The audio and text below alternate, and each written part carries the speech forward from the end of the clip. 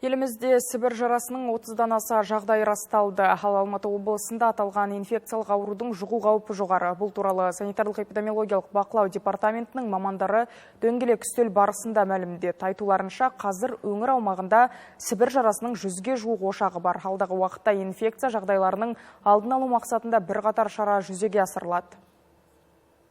Сібір жарасы адамдарға ауырған малды сою, терісін сыпыру, етін жіліктеу мен тамаққа пайдалану кезінде жұғатыны белгілі. Сондықтан өңір аумағында аталған инфекция таралуының алдын алу шаралары ең әуелі ветеринариялық бақылау мен басқарма қадағалауында. Жиын барысында аталған мекемелер мен облыстық санитарлық-эпидемиологиялық бақылау департаментінің арасында үшжақты меморандум бекітілді. Аясында бірқатар міндеттемелер жүзеге асырылады. В основном сибирская язва передается. Көп жағдайда Сібір жарасы адамдарға ветеринарлық анықтамасы жоқ малдардан жұғады. Ал бұл жануардың тиісті тексерістен өтпегенін растайды. Сондықтан алдағы уақытта бұл бағыттағы жұмыстар күшейтіледі.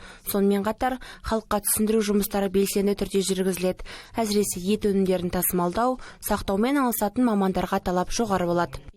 Жиын барысында сөз алған ветеринариялық мекеме өкілдерінің мәліметінше, облыс есебінде Сібір жарасының 87 стационарлық қолайсыз пункті мен 99 топырақтық ошағы бар. Пункт координаттары GPS навигатор көмегімен анықталған. Айта кетейік, бұл ауру Алматы облысында соңғы рет 10 жылға жуық уақыт бұрын тіркелген.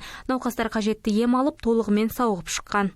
Сібір жарасына алдын алу шаралары бойынша ветеринария органдары және санитарлық эпидемиологиялық органдары арасынан осы жұмысты күшейту керек.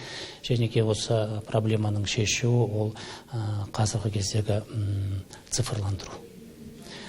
Осы жаңағы айтқан ошақтардың барлығын арнайы электрондық картасын жасап, цифрландырылғанның осы бір шешім болады.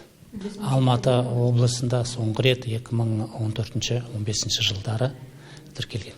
Сол жылдары Сібір жарасымен 7 адам жұқпа ауру болды.